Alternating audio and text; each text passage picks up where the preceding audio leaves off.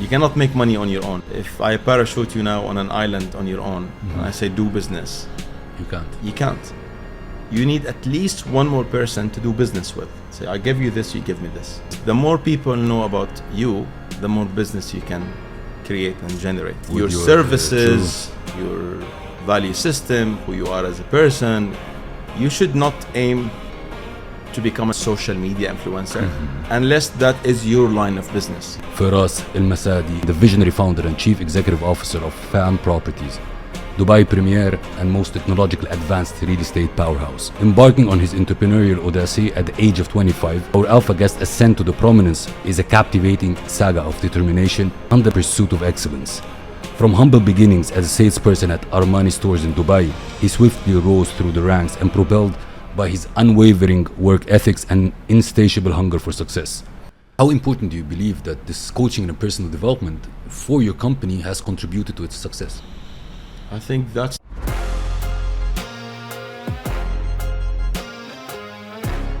Welcome back, Alpha Squad, to a new inspiring episode of the Alpha Talks show, the #1 fastest growing show in the region. Today we have the distinct pleasure of hosting a true Alpha guest, a luminary in the realm of real estate, a man whose journey from the vibrant streets of Syria to the dazzling skyline of Dubai is nothing short of inspiring. He fiercely charted his course into the realm of real estate, lying the cornerstone of what could soon become a titan in the industry.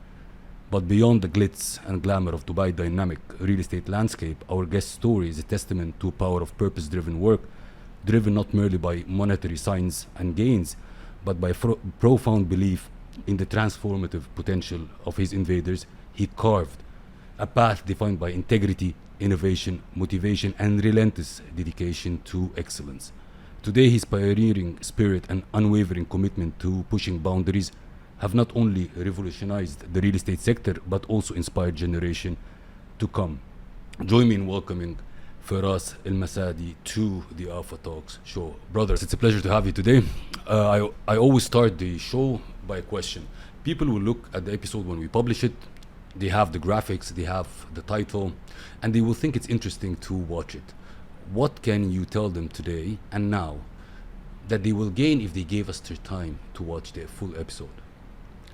I think they'll get very genuine, transparent advice from someone, who's made a success in certain aspects of this mass world. So I love that. I love that you're being very authentic, even with the content that we see all over the internet. To start off, how are you today? How do you feel? Good. Great. All is good? Yeah. So who's Firas in a nutshell for our audience? In a very nutshell, I'll dig deeper, but in a nutshell. In nutshell. Yeah. How do you see yourself as Firas? Like if somebody says, who's Firas? We'll dig into your experience, of course, and your career, but Firas, who's Firas? I'm Syrian. I've been in Dubai for the last 18 years, married with 4 kids, very family oriented, husband and father. And I run and own the largest real estate company ever built in Dubai, and the most technologically advanced company. Across all our companies, we have about 1,100 employees. We have about 26 branches, which also sets us to be, the most geographically spread real estate company in Dubai. I love that. That's in a nutshell. Super inspiring. I love sports. Extremely. Work. Extremely. And family. Yeah, that's my life is simple. Pleasure to have you today with us. What inspired you to move from Syria? I think I just wanted to do more, and I felt that I needed just an opportunity to be in a place that is growing faster than the environment I was in. Can you tell us a little bit about the environment? You grew up in Homs, correct? Yeah. How was it there, your childhood? I was a troublemaker. Yeah. For sure. But I think I always had this, great sales skills, leadership skills since I was a kid. So these are the 2 things that I always, remember situations that I had before, and I look at where I am today. I kind of connect the dots backwards. Yeah. But obviously there are very limited opportunities there, and that's what made me think I wanted to go out So I started, learning a bit of English because I knew that was like a must in order for you to leave and to operate in a different country. And I started applying for interviews. I was accepted as a security in a mall in Qatar, and I took the job, but I had one more interview to do with one of the companies out of Dubai, and basically one of the fashion brands. I said, if that doesn't work, then I'll go back to the security in Qatar. But I kind of knew I just wanted to put a step, in one of these fast-growing countries. And luckily, it was Dubai. True. So you came and worked in the fashion industry? Yeah. Sales also, in a retail store, right? Yeah. So I did that for a year. Then I started to feel a bit suffocated with the ceilings and the walls. Yeah. So I wanted to do something where there's really no limit to how much you can do. And, when you're a salaried person, when you're working in a shop, even if you do 10x, 20x effort as compared to others, you will still get nothing financially. True. But what you really get is the experience that also gets to a space that there's not much for you to learn. I remember from the first day I stepped in to the last day of the first year, I think 80% of my days I was doing double shifts. Although there was no financial earnings, and they stopped even giving me pending days. True. Like normally, if you do an extra shift, you get a pending day that you can take it as an off day later on. But even that, they stopped it, and I kept going because I knew it's only about me gaining certain experience, which I can get in 3 years or 4 years, or I can get in 4 months. True. And it's about the number of hours you put in. Work ethics. And what then? Yeah. Real estate then? And then I went to so many interviews. I did extremely bad. I remember one of the interviews I went to, I just sat on the chair and I could not say a word, like literally a word, not even hello, nothing. They said, hi, how are you? Tell us a bit about yourself. I did not say anything. I just started sweating, and then I stood up and I walked away. And then my friend who hooked me up with that interview said, it's the last time ever I'd ever put my word for you with anyone. A quick note, before we jump into this episode, I find this incredibly intriguing. On the back end of our YouTube channel, it says around 75% of you who watch this channel frequently over the lifetime of this channel haven't yet hit the subscribe button. I just wanted to ask you for a favor. It helps this channel so much if you choose to just subscribe. It helps us invite guests that give you great value. It helps us scale the production and as well makes this show bigger and bigger for you. So if I will ask you just one favor, and if you enjoyed the previous episodes and you're currently enjoying this episode, could you please hit the subscribe button? I love your support. It's incredible to see all your comments and engagement, and we are just starting. I can't wait to go on this journey with you. Thank you so much, and I will repay this gesture by making sure that everything we do on this show makes it bigger, and better. I'm committed to do this promise. Do we have a deal? Thank you so much for subscribing. It means the world to me. Interestingly, I believed as I walked out is that I am one step closer to what I wanted to do. Like I wasn't disappointed or shy or embarrassed or anything. I was just like, okay, next time will be better. So I'm one step closer to what I want to achieve. I think I took maybe 40, 50 interviews. And then I wanted to get into either insurance brokerage or real estate brokerage. And I ended up choosing real estate. And you start working real estate. But I took my vacation because real estate is only commission. Exactly. So because I took my vacation from Armani. I went to real estate. I did 20, 25 days. I felt like, wow, I can, take this over and beyond. And then I went back, resigned, and started real estate. You're always like this in your decisions, like because this kind of move is like a risk-averse character. So you're always a risk-averse with all your decisions?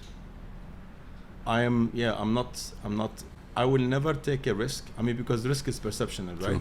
Like what could be a risk for you today, maybe it was no risk because you had nothing to lose maybe 10 years back, right?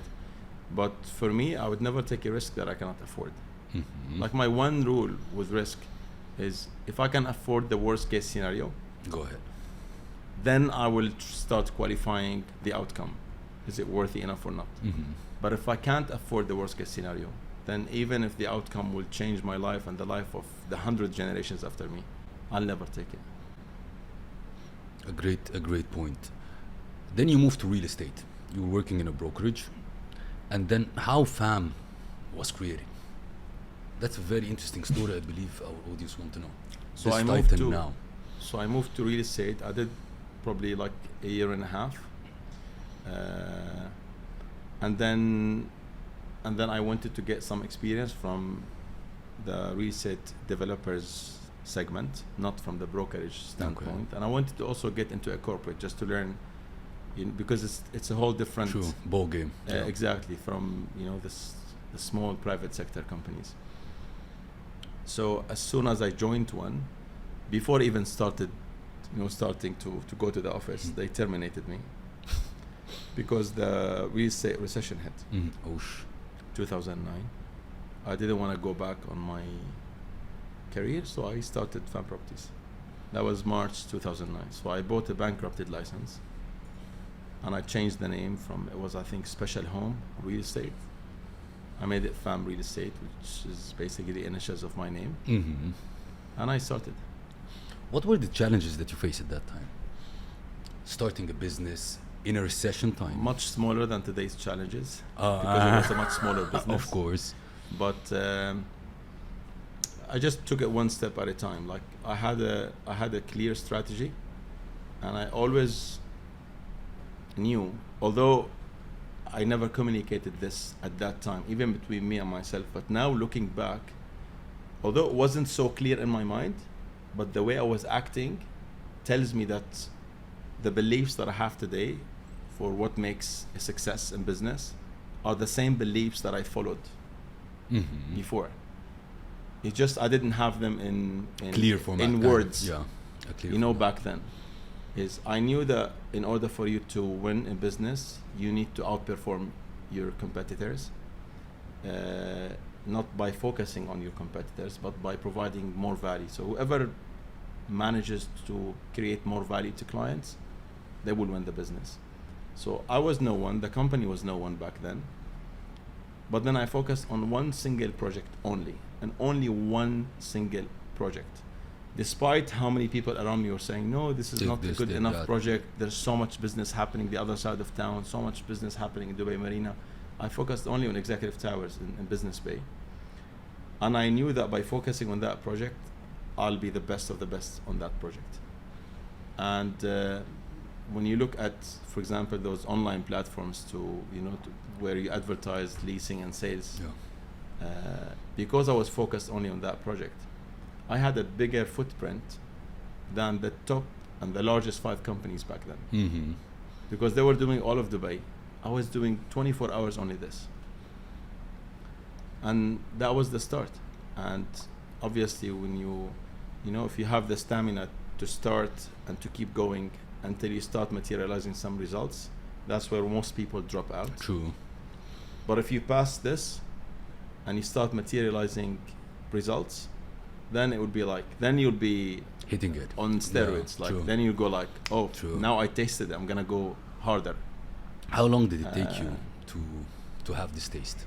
Because a lot of people build companies and they really quit before it turns to something. How long did it take you to start to say my effort is now bringing me something back? It doesn't need to be monetary, but at least visibility, availability in the market.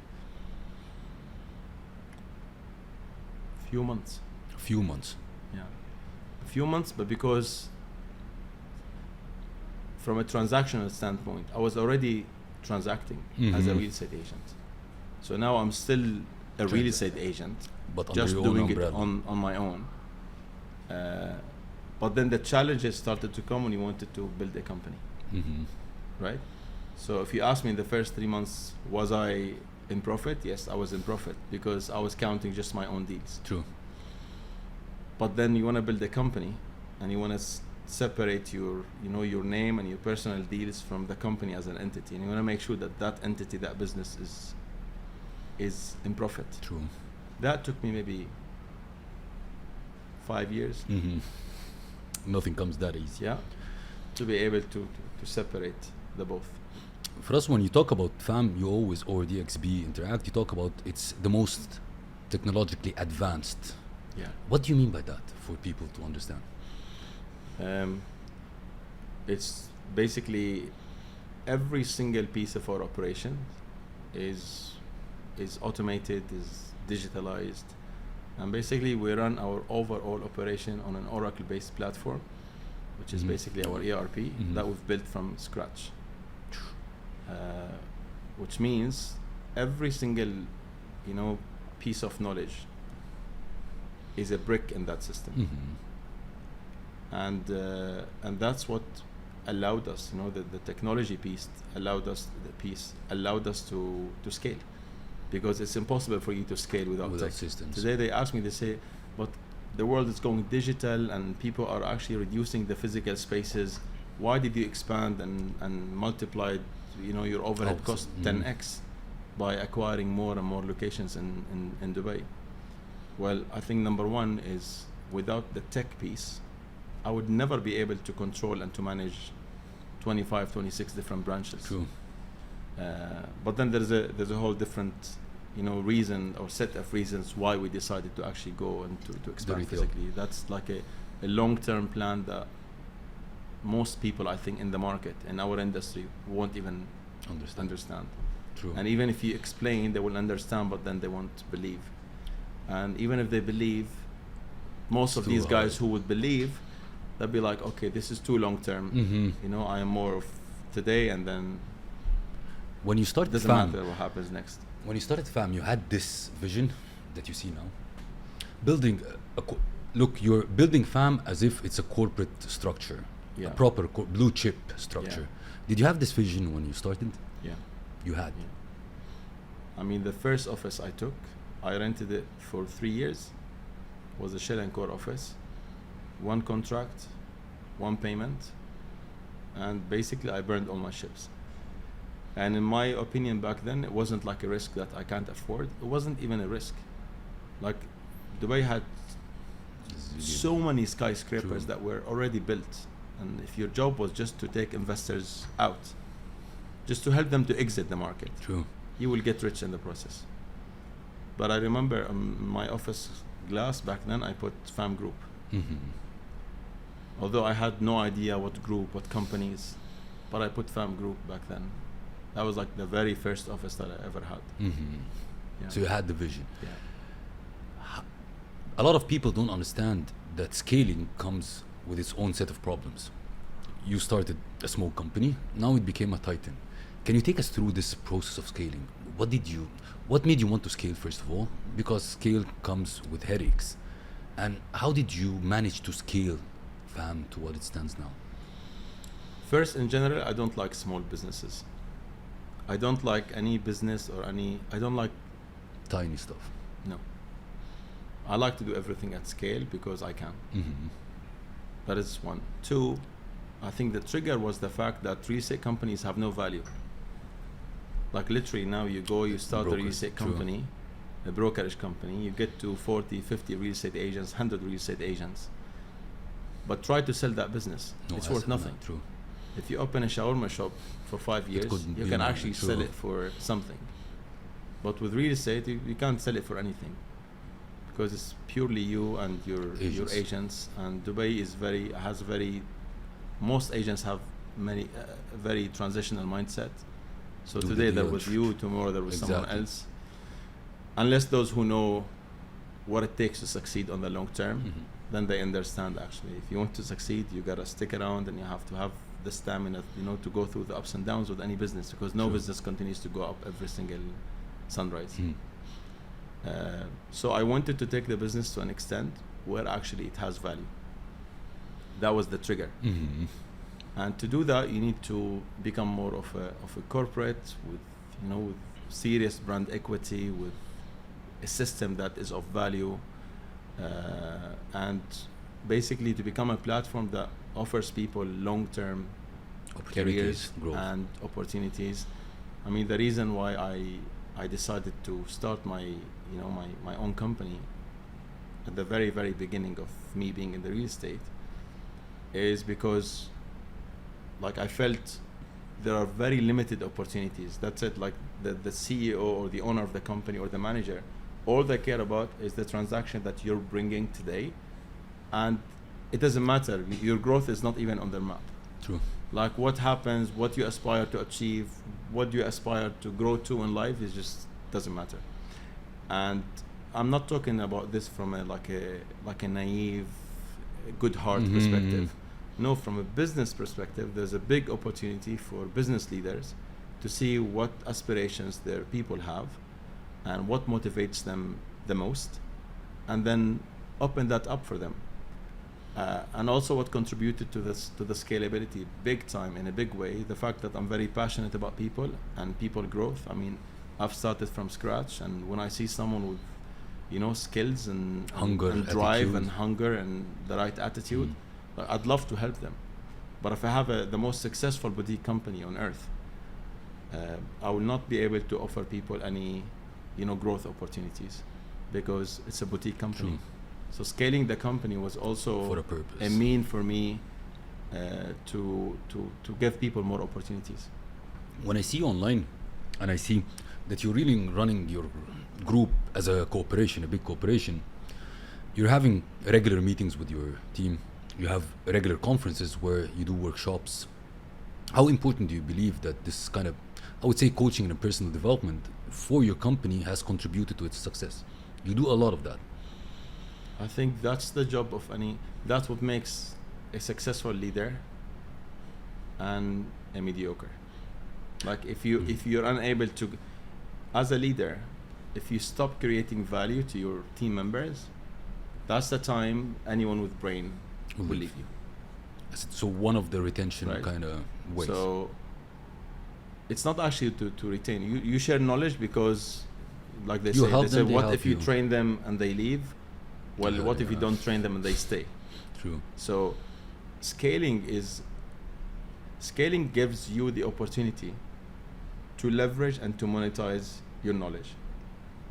Because if I have all the knowledge in the world, I have only 24 hours and I can be at one place only at one given time. So to leverage my knowledge, I can teach 10. 2 of them can maybe take 70% of what I said and take it to. I'm telling them something that has worked so well for me, and I know that it works. I know that it works 100%. So if 2 of them take it and apply it's a win-win situation. They make money, I make money. So it's also a way. This is what I tell real estate agents. They should always think of what's next. Most real estate agents, they say, no, I don't want to become a manager. I don't want to manage people. I want to focus. And there's no right and wrong. Yeah. So I'm not criticizing these agents, because if as an agent you want to have an absolute freedom for the rest of your life, and you don't want to be responsible for anyone, because being responsible for people is a massive responsibility. It's not just true. You're not free anymore not to be on your phone. You're not free anymore to decide to to take 3 days off or 1 week off. You have to be there for your people. But one way to continue to make money from the knowledge and the experience you created is to have a team. True. Is to have a team who will do the actions that you're no longer in a position to do, but you have the experience of doing it and the knowledge of doing it, and by way of doing this, it's a win-win. They make money, you make money. For us, when you wrote on the glass FAM Group, what is FAM Group now? What kind of companies under? Because I believe complementary businesses. So our core, so we have several companies, and every business, every single business vertical I'm about to tell you is a standalone business. It's a real trade license with its own P&L, office, team, leaders. So our core is brokerage, but we also do property management, holiday homes, engineered snagging and inspection, mortgage brokerage, interior design, construction project management, master agency, real estate development, which is Nordic by FAM. Everything else is just FAM. It's only the real estate development Nordic by FAM. And the prop tech is called Aura Tech, is basically the company that owns DXB Interact, which is basically a prop tech company. So anything to do with prop tech is there. And then we have outdoor media. We have conveyancing. So anything to do with, setting up, someone who just relocated to Dubai, processing transactions for real estate, whether sales or leasing, golden visa, company setup, POAs, wills, and everything in between. It's all related to real estate, or some of them not? Everything is related to real estate because I'm so passionate about sales, but I'm passionate about selling the truth and providing real value. So everything we did around, fam properties in terms of other businesses, we did it with the aim to support fam properties and to create more value to our clients. And our first clients are basically clients. The second set of clients are your agents. True. So today, when an agent sells a land in fam properties, he can take that land. Let's say it's 100 million dirham land. He makes his 2%, 4%, whatever, 2 to 4 million dirhams commission, and then that's it. But then the land needs development. So when we take that land through our development process, Vertical. then that means at least you have a construction cost of 100 to 200 mil, dependent where the land is, so on and so forth. And you want to have 50% at least profit margin as the real estate developer to develop something, over 2 or 3 years. So now all of a sudden you have a project of 400, 500 million to sell. True. Now you need someone to sell that project. So the agent first, at the time of competing with other agents to sell that land to that investor, the agent have a strong privilege and a differentiation point between him and other agencies because he offers everything A to Z to the same client. Also, when you have the knowledge of real estate development and marketing, sales, operation management, construction management, interior design, you will be able to really identify the best land to buy, right? True. So now first we help the agent to create a unique value proposition when it comes to dealing with this particular client and to outperform competition. And then we've also helped the agent to retain the client and to make more money from the client as a result of helping the client.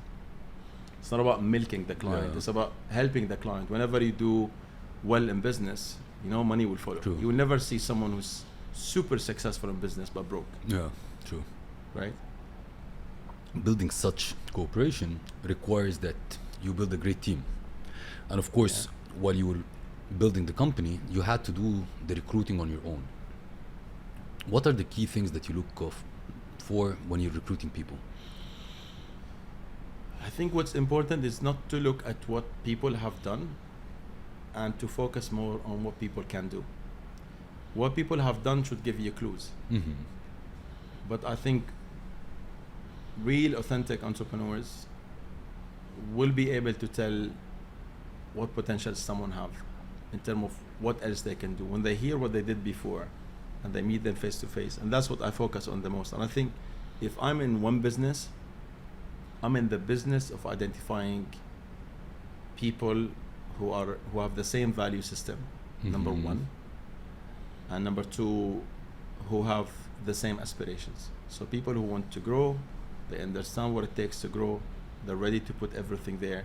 And the last thing I really care about is the knowledge and the experience, which you teach. Yeah, it's like an amazing added value. True. Right? But I don't want someone with so much knowledge and experience. I mean, maybe 90% of the world is sitting on great ideas, or they had at some point amazing ideas, but they're all broke. True. Because they don't know, having the idea is one thing and executing is something else. True. Like even executing is not enough. Like I tell my team, I remember in the strategy meeting for 2024, I said, I think having the idea is 15% and the execution is maybe 10 to 15%. So that's 30%. And 70% is your ownership and accountability to keep going until that idea is in a position where it's a long-lasting success. I love that. You know, because okay, you took the idea, amazing. Now you start doing it. Okay, fine, but okay, there's a purpose that got you to start, right? True. What is that purpose? True. You want this to be a successful business. So your accountability, whether even, I'm not talking at the scale of actually creating businesses, even at the scale of bringing new policy to the company.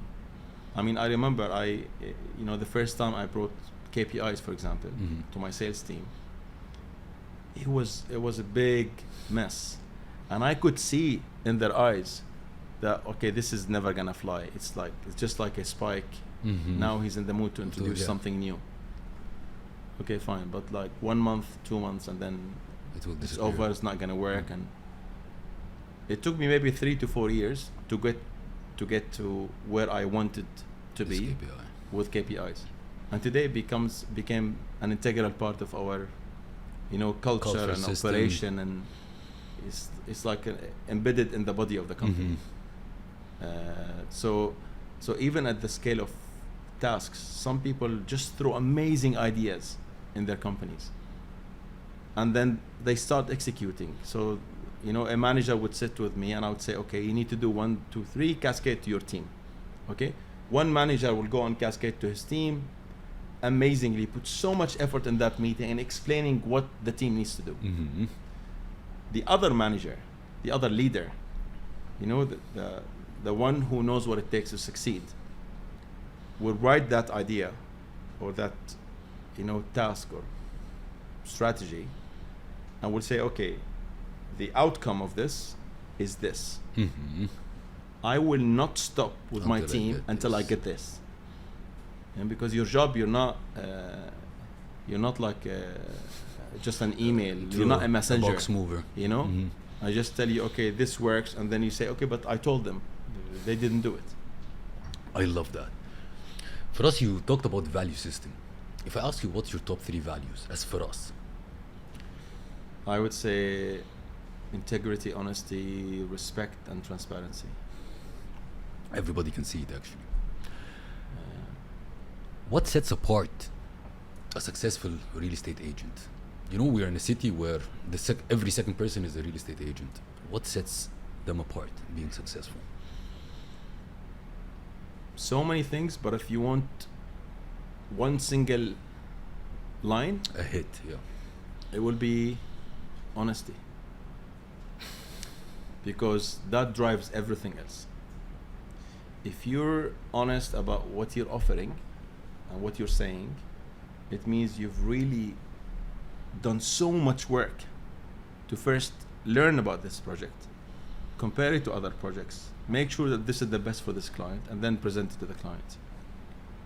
So honesty is not, it's far beyond the literal meaning of, okay, my manager told me this apartment is good because of 1, 2, 3, and the agent took a bunch of information, went to the client, said, this is not honesty.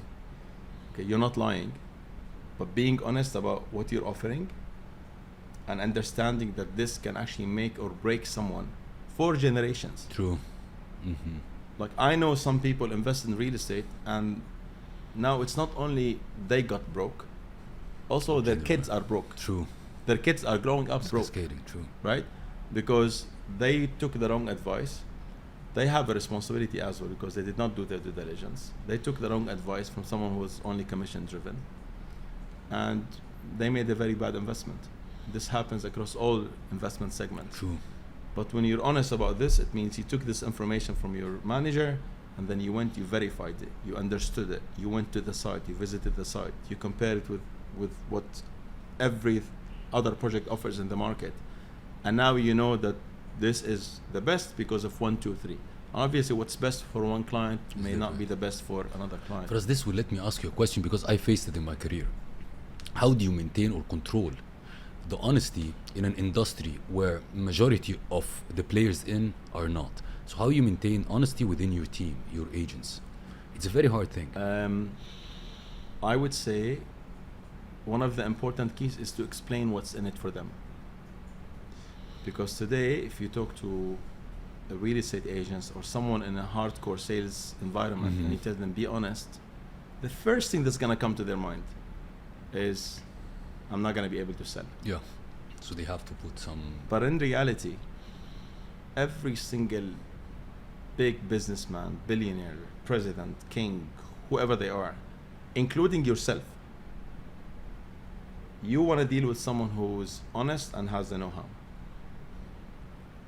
And you know, if me as a real estate agent managed to create this personal brand, which I can, you know, it's just going to take a little bit of time of me doing my homework, being honest, being diligent about the process, and then that person, and then communicate this, you know, through different means, that becomes my personal brand. And with this personal brand, people will compete to actually who's gonna get more of your time, to give them the right advice, True. to invest with you and to sell and to buy and, you know, to do it through you. True. So I think explaining to real estate agents what's in it for them to be honest. 1. 2, leading by example is very, very important. Okay. 3, reflecting it in the way you conduct business. For example, we call for transparency. But if you come and you see how our CRM system works internally, you will see that it's beyond transparent. Today when I talk, for example, today if you ask me, Firas, you said transparency, honesty, integrity, and respect. If you ask me now and tell me where are each of these reflecting in your daily business, I'll tell you. For example, DXB Interact was the first platform that actually took the rental data transactions live with the public access. Okay, while people were so transactional and they're only looking at, I want to do a transaction, it took me 5 years battling with, you know, with all market entities stakeholders and entities, and trying to explain to the Dubai Land Department, you know, that we need to share this because the data is very important for investors, for foreign investment, and thankfully, you know, we're on the same page with DLD in terms of making the market a better place. It took me 5 years to get to the DXB Interact, right? By the way, just for the records, anything to do with technology, okay, and the data that we have, 100% credit is to my brother. Fateh. He runs everything. The tech. But I'm so good at monetizing. You know, so... You complement each other. Yes.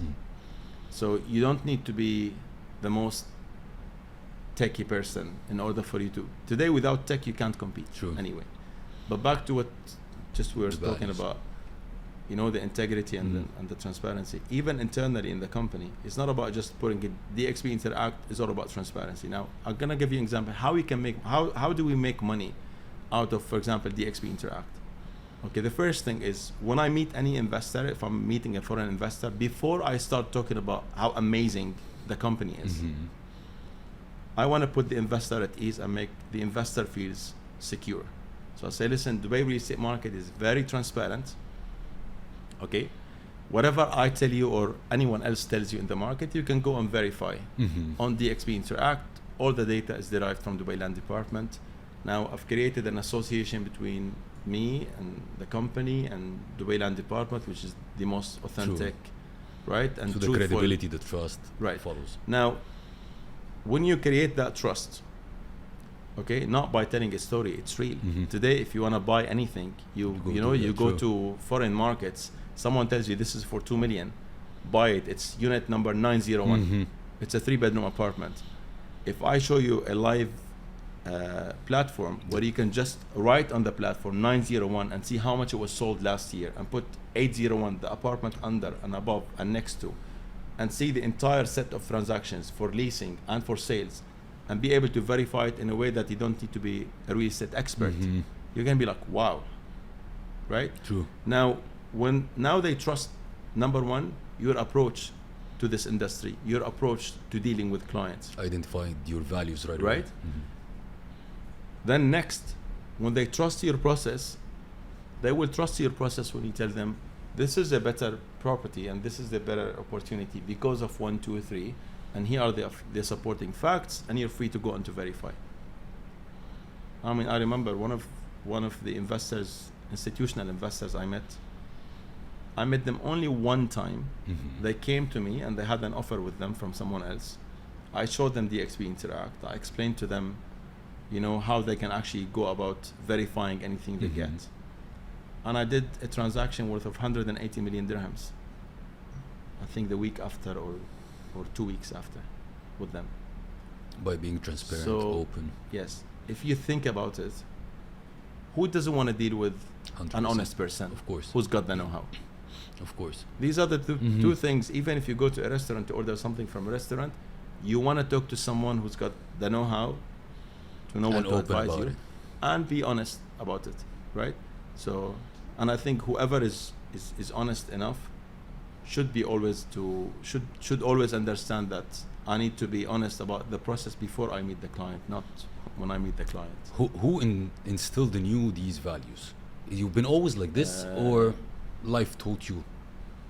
I think, number one, it's our religion, right? All our religion talks about are these values. And then, you look at the most successful, let's put the religion aside. I think after the religion would be for sure my mother and my father, 100%. But put all these aside. Let's say that we're talking to someone who wants just to know what is this in business. Yeah. If you look at every single worldwide successful corporate or brand, it's all about being honest about the products they provide. Like, I don't know, you go to X brand in Dubai Mall, you pay 40,000 dirhams for a suit, you know that you can get it from the next shop for 2,000, but in this shop, you know that whoever goes in is paying the same price. You know that when something is written on it that this is made out of 1, 2, 3, you know that it's true. You know that next day they will not give a discount to someone that they can't give you on the same product, and you know that the standards are maintained. So it became very obvious to me that you cannot grow. Look, if you have a business that is based on corruption and corrupted relationships, you cannot scale that business. You can be super successful doing it under the table, but you cannot scale it. Because you can talk to 2 or 3 people in your team and say, okay, we have this side arrangement, but you can't talk to 300 people. Exactly. So I love that. For us, personal branding, for you, I think you were not that open before to being on social media. Oh, never. Never, correct? Tell me how... Not even when I was a teenager. At all. No. What made the switch? And knowing your character, so you found something that you need to do it, you became disciplined and consistent in it to expose yourself in that industry. So why the switch happened? You need a face to the brand, 100%. So it was a must do more than an option, because honestly, being on social media and being very active is a sacrifice. Yeah. It's a big sacrifice of privacy, of time, of doing things that, where half of the world are just watching and judging. True. So it's a sacrifice, but it is what it is. When it became a necessity for my business, I held the camera like this and I said, this is not gonna stand my way. And you kept doing it. And I started, So you believe in personal branding, right? You said because everybody needs to have a face for the company. Even without the company, personal branding, even for someone working for the company. I love this approach. You cannot do business on your own. Like, you always need one more person to do business with. You cannot make money on your own. True. If you're just on, if I parachute you now on an island on your own and I say do business, you can't. You need at least one more person to do business with. Say, I give you this, you give me this, right? Which means the more people know about you, the more business you can create and generate. And when I say the more people know about you, I'm talking about, connecting your with your services, your value system, who you are as a person. It just, you should not aim to become an influencer, as in like a social media influencer, unless that is your line of business. And hence, you should just focus. Like, I would never go and read something or memorize something or learn something or prepare something just to go and say it on social media. But I'll say on social media whatever I already know because of the daily business that I'm conducting. That's authenticity. Right? True. And that's leverage. That's making much more money and outcome and impact from the knowledge that you already have. If I ask you what are the pillars from your perspective of having a strong personal brand, what will be? I think 100% authenticity, like 100%. Like Being you have yourself. some people who try to Fake it until they like make it. fake it, but then it doesn't last. It's impossible. True. It's literally impossible. If you want to have a long-lasting success in anything, it has to be real, because sooner or later people will know. You know, The real. it's not about taking like a photo with a nice car, a photo with a private jet, a photo with I don't know what. It's about Being you yourself. know communicating an image that you can afford True. constantly. What's the strongest personal brand, regional and international, for Firas? Names of people that really have a strong personal brand.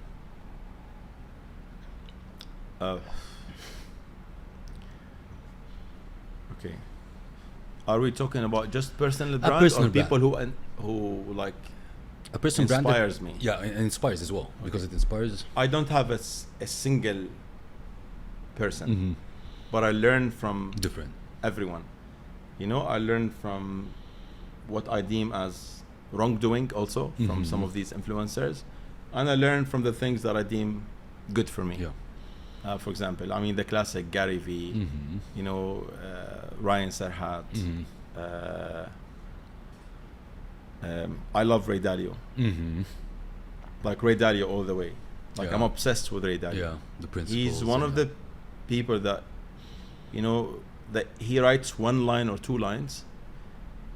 Maybe 50% of people cannot understand unless they read the caption. And maybe 50% of those who read the caption, if they're not really in business, they won't understand. They won't get it. True.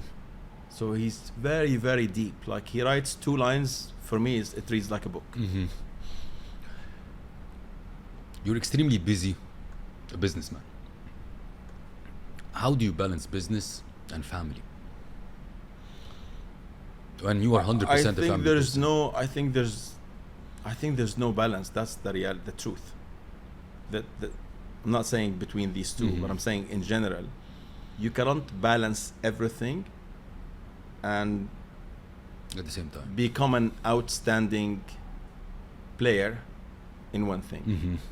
Because if you're gonna become exceptional at one thing, you have to give it more time, and when you give it more time, you have to compromise on other things. But I think priorities changes as you go in life and as you grow. But for me, my life is very simple. I work, I do my sports, I sit with my family, and that's it. Like I literally have nothing else in my life. I don't go out. There's nothing in my life and there's nothing that I wish I could do, but I'm not doing. It's been It's not always like I come home and I'll be like, I wish I'm playing cards with my friends. No, like I'm home because I really want to be home. and it's been always Yeah. like this. Yeah, yeah. Because when I know about you, even long before you got married, it was the same type of character.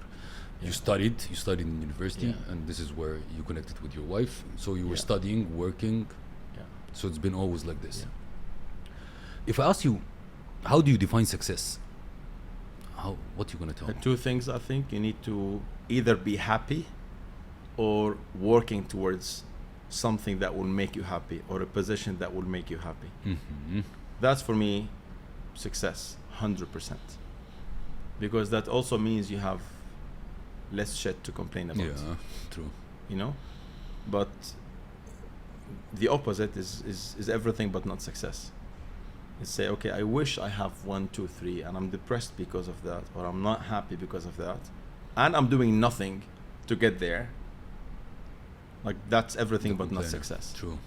And if I ask you what contributed to your success, what you will tell me? What contributed to my success? From a character trait. I mean, I think we all play to our strength, right? Not to our weaknesses. We try to compensate the weaknesses we have by teaming up with others, but it's all about playing to our strength, right? So, like for me, I always played all the way to my strength, in the sense of like leveraging on my strength, like maximizing the outcome of my strength. Is what contributed the most to, I would say, fast tracking my success or scaling my success. You're extremely disciplined, and you have a high level of work ethics, if I put them in a nutshell. Work ethics very high and extremely disciplined. You know, that's where most employees go wrong. True. That's why, like, I don't know, 99% of, that's why maybe 100% of employees who don't succeed in life don't succeed. True. Not because they can't succeed, but they don't succeed because they don't understand that what's in it for them to turn up to the office every day is not the salary. Is actually the platform of that company or office that they're going to, and the time they're spending there. What's in it for them is to make the most out of both the platform and the time, to gain more experience. You get the experience of what you achieve in life. True. Right? If you come here and say I'm the worst manager ever, like I'm someone who's so ungrateful, I don't care about my employees, and then you come, you work for me, and you keep achieving. You've done like 2, 3, 4, 5 achievements, amazing achievements, right? And the outcome is there. I still don't appreciate you. Okay, you walked away. I can't take from you the experience you gained. True. You know, in the process of creating these achievements. And if every employee understand that it's about getting the experience, that's what's in it for them. True. That's why they need to work longer hours. That's why they need to give it their fullest. Their fullest. I mean, some employees, they say, okay, I can do better. I have a better idea. But no, I will not give him because he did not promote me, or he didn't appreciate me last time. You're losing your life. You're not going to live 2,000 years. Like, now it is the time. If you have an idea and you have the space to implement your idea, use the platform. It's like you follow the concept of work to learn versus work to earn. Yeah. For starters, at least, I would say. Because if you know if you do anything right in business, if you do anything successfully, money will follow 100%. 100%. For us, to date, what is your favorite failure to date? My favorite failure? That's a tricky question. I don't know. I don't think I failed because I never stopped. I mean, long as you didn't stop, you didn't fail, right? Maybe you can ask me what's my greatest regrets, for example. Okay, or a lesson. Lesson every day is a lesson. A great one that you really stopped on. Oof.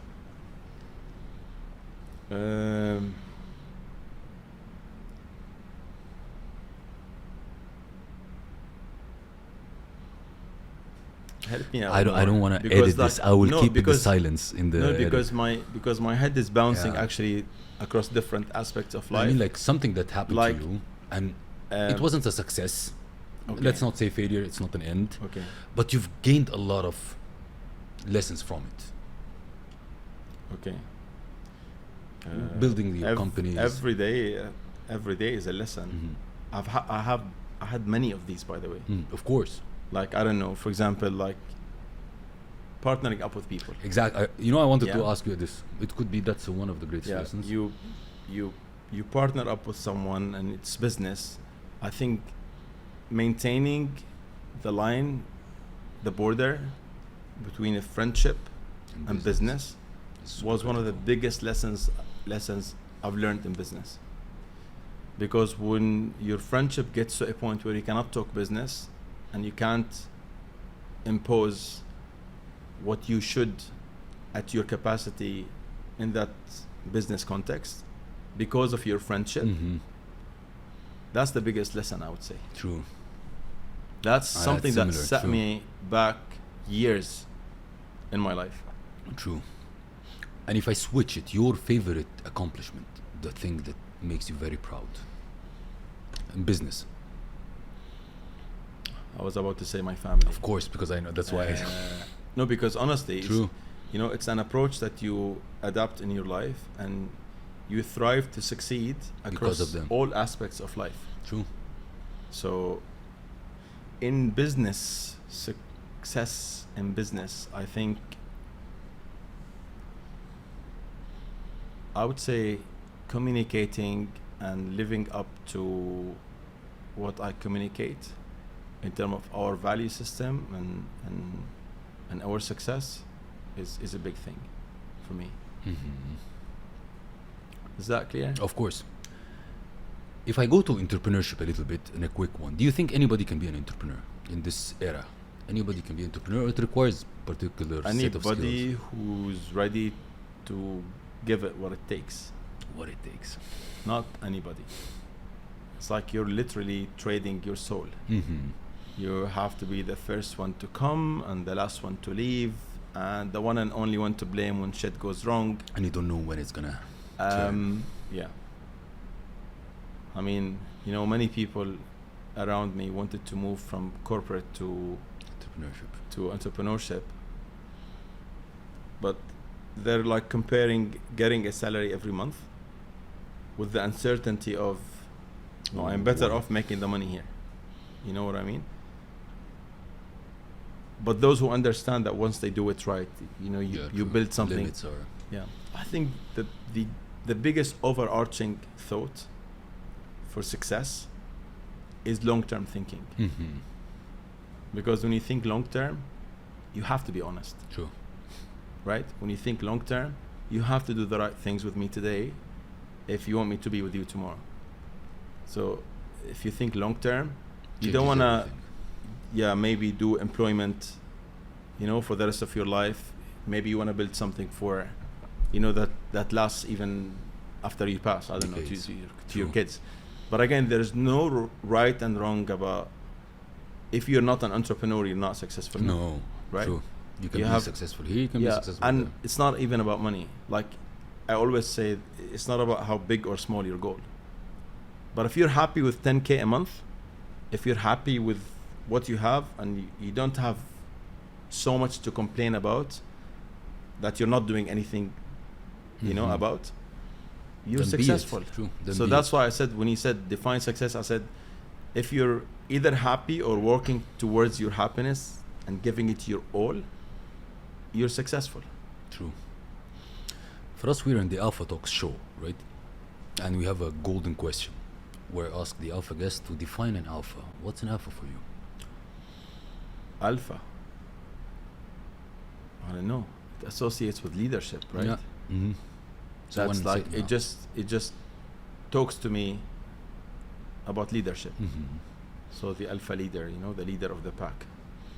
And what would be their traits? A leader. Like, confidence, leading by example, responsibility.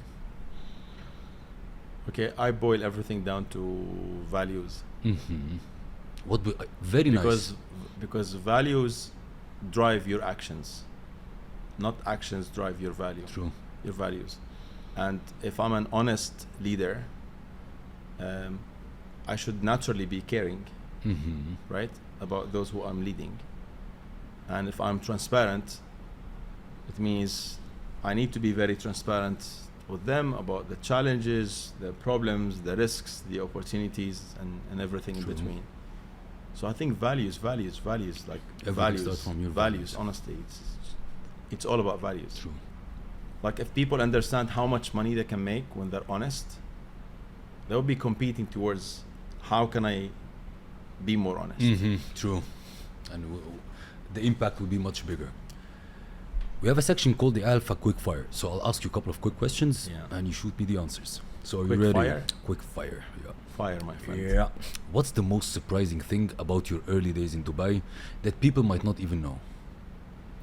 I didn't know what a credit card is. Like I could not even imagine that with this card I can go and I can put it in a machine.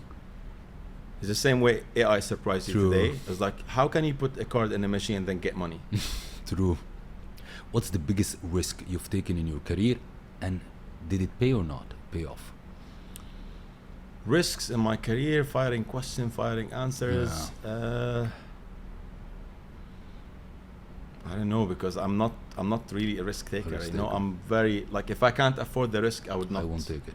I won't take it. Can you share a moment when you felt like giving up, but pushed through, and what kept you going?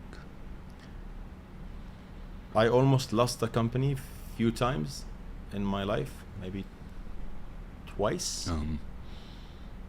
Twice. And I just kept going. Okay. What you were thinking about what kept you going? It's as Firas or the people behind Firas? I mean, family. I think everything. I think it's in me. Like, I think I'll kill myself before giving up. Which one skill you wish you have developed earlier in your career? Oh, that's an interesting question. A skill that I miss. I don't know if it's actually a skill or not, but reading. I can't read. I can read, obviously, exactly. guys. But don't give me like a long email to read or very quick. Yeah, you're like for me, you're like a video person. Like reading a contract is like, oh my now God. I need to read the contract. Yeah. That's a big thing for me. I don't like reading. I'm more of an audio person. If you could describe your journey in one word, what would it be?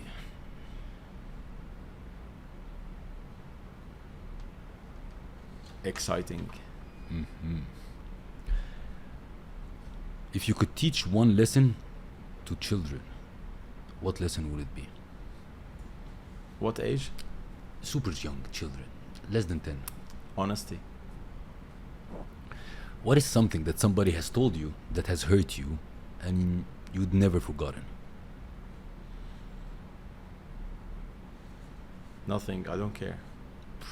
Describe yourself in 3 words. A father, husband, and an entrepreneur. Poof. Looking ahead, what are some of your personal and professional goals now? Like down there, what should we be waiting from Firas? Waiting. Kind of goals. Something big is gonna happen. I think more scale. I'm all about scaling and leveraging. Scaling so up. I don't want to stop. What's your day look like?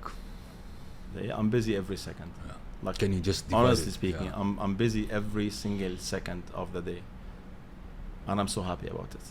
Super busy. Alhamdulillah, like I'm good busy. Yeah. So how do you divide your day? How your day looks like between your business, sports, and family? How does it look like? And your kids. My office kind of runs my day. So I leave home not really sure what I have to. Yeah, what I have exactly. But basically, I go to the office from early morning until evening. I don't have lunch most of the days. I train at 7:30 to 9:15, and then I have my dinner, and then I sit with my wife. In between, I have 2 days that I put my kids to sleep. And weekends always with my wife. So basically Sunday is my father and mother and brother, the family gathering. And then Saturday is half working, half my kids and wife. And vacations are holy for me. Like, it's that time I really connect with my family, with my kids, like, all the way. What's gonna be the last message you want to leave the audience with today? A message that you want to leave them with. Try to find out and do whatever you need to do to practically, in a very practical context, convince yourself and be convinced how your honesty can actually pay you so much money in the future and in the business you're doing. And I think once you figure that out, practice honesty. Yeah. We have a ritual in the Alpha Talks. It's called the Alpha Talks Memoir.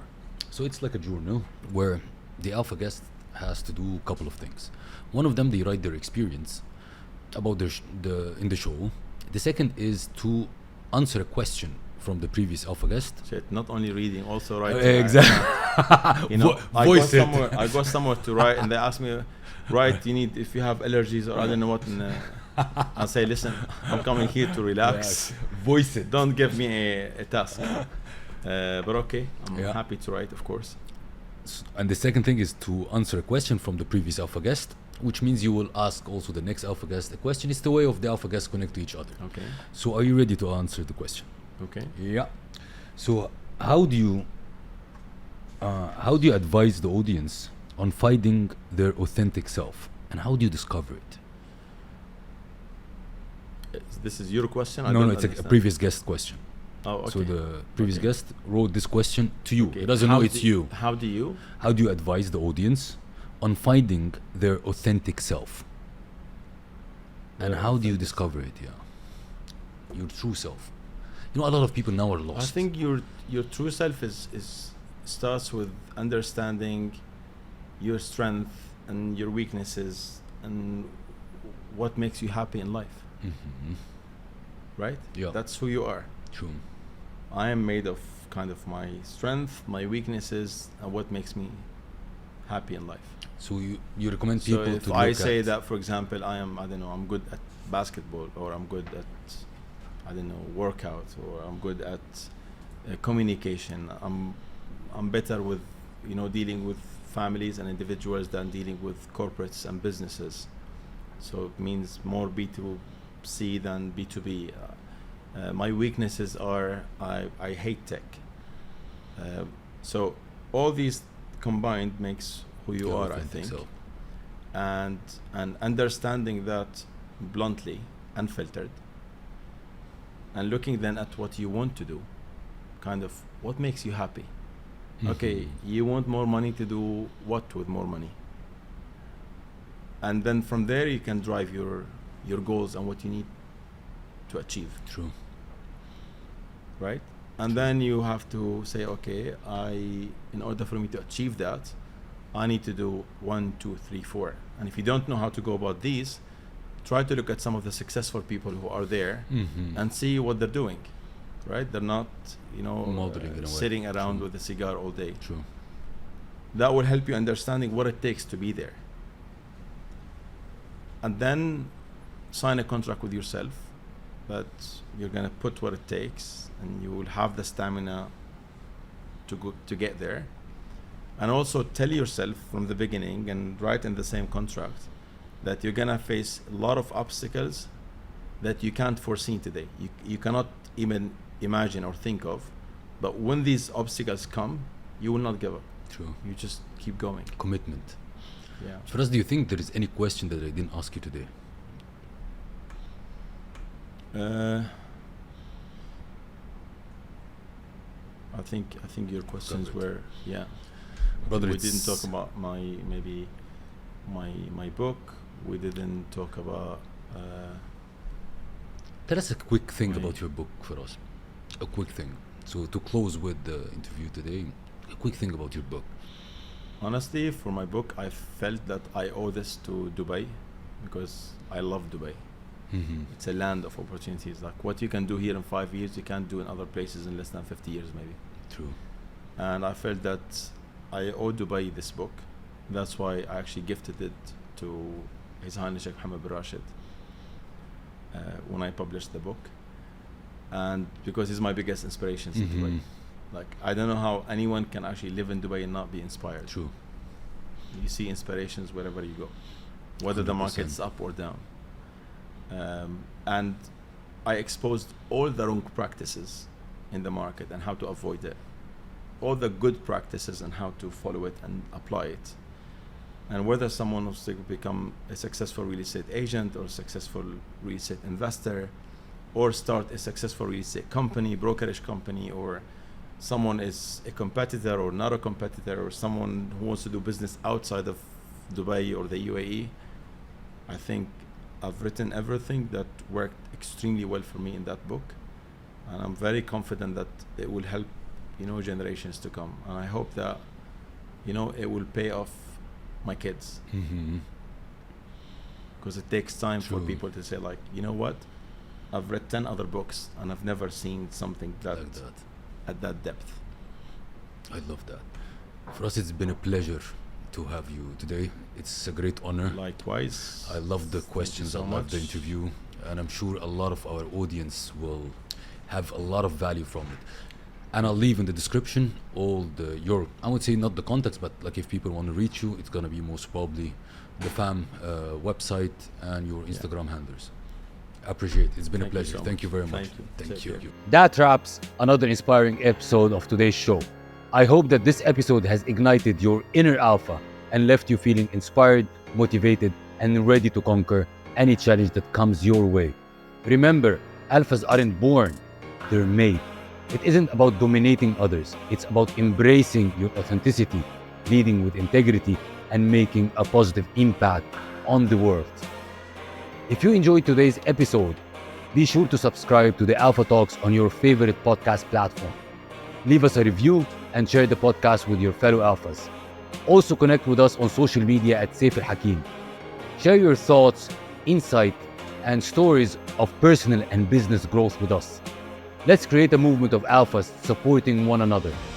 The world needs more alphas like you exactly. Until next time, stay bold, stay driven, and stay alpha.